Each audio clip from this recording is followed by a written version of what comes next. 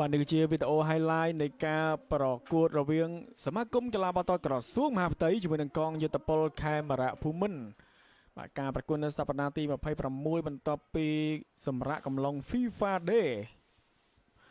យើងឃើញថាការប្រកួតនេះនៅវគ្គទី1គឺសម្រុកគ្នាចុះឡើងប៉ុន្តែមានមួយគ្រាប់កើតឡើង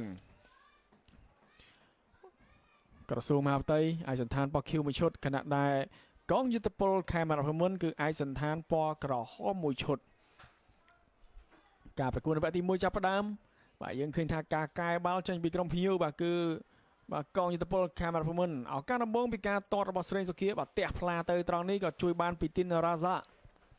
ឱកាសជាថ្មីរបស់ក្រសួងមហាផ្ទៃកាត់បាល់ចូលមកខាងក្នុងក៏ឃ្លៀមួយបាទចេញទៅខាងក្រៅពីវ៉នផាឡាកន្លែងនេះឱកាសពីការលើករបស់សួនសាអូឌីមកក៏ជះបាល់ចេញបាទពីពេជ្រតារ៉ាបាទសាអូឌីគាត់លើកបាទដូចទាត់បាទសម្ដៅទី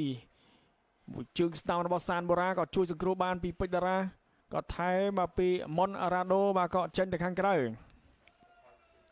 ការកាត់បាល់របស់សានកំហេងបាទតែតមួយក្បាលពីអិនខាន់តារ៉ូបាទរំលងរបាល់ទីឱកាសក្របបាល់នេះហើយជាក្របបាល់ជ័យជំនះពីការទាត់ពីចម្ងាយរបស់សូកាតាអូកាអីយោយបាទស្អាតមែនទែនមួយជើងស្ដាំស្រួចស្លេមអ្នកចាំទីទីនរ៉ាសាមិនដឹងថាសង្គ្រោះបានបែបណាទេបាទគឺស្រួចមែនទែនបាទនេះគឺលឿនធ្ងន់បាទគឺគ្មានសល់ទេបាទមួយគ្រាប់នេះបាទ1-0បាទក្របបាល់ជ័យជំនះតែម្ដងបាទពីការទាត់របស់សូកាតាអូកាបាទខ្សែបំរើសញ្ជាតិជប៉ុនការកាត់បាល់កន្លែងនេះវានឹងមានក្របបាល់ទី2ប៉ុន្តែការសុទ្ធបាទមួយជើងឆ្វេងរបស់មីសាវ៉ារំលងក៏ដូចជាបុករបស់ទីខាងលើឱកាសជាថ្មី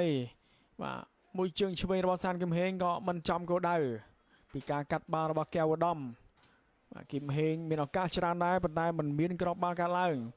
រីយ៉ាកូនីស៊ីតាលើកទៅកន្លែងនេះក៏ជះបាល់ចេញពីទីនរ៉ាសាក៏ថែមពីខនរងប៉ុន្តែបាល់នេះក៏រំលងរបស់ទីផុត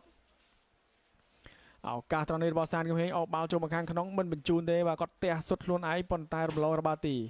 ឱកាសមួយជើងស្ដាំរបស់សានបូរ៉ាប៉ុន្តែជួយបានពីម៉ាត់ឡានីមួយជើងស្ដាំនេះបាល់រ៉ាក៏ផ្ដេកខ្លួនបាទបាល់ក៏ចេញទៅខាងក្រៅមួយជើងឆ្វេងទះផ្លារបស់ខនរងក៏រំលងរបស់ទីដូចគ្នាឱកាសកន្លែងនេះវានឹងមានក្របបាល់ទី2កាត់ឡើងពីការបាទហ្វាំងបានយ៉ាងស្អាតពីរីយ៉ាកូនីស៊ីតាហើយក៏ទាត់ជើងឆ្វេងនេះរំលងរបស់ទីស្អាតបាល់នេះបើសិនជាបញ្ចូលទីគឺស្អាតមែនទែនបាទកន្លែងនេះបាទអាយ៉ូយបាទយ៉ងភូមិន្ទដូចជាបាទគាត់បាទប្រើពាក្យសម្ដីឬយ៉ាងណាបាទយើងឃើញថាបន្ទាប់ពីការប៉ះទង្គិចលោកអញ្ញាកដាលក៏ផ្លឹមកញ្ចែបាទបញ្ចប់ការប្រកួតតែម្ដងជួប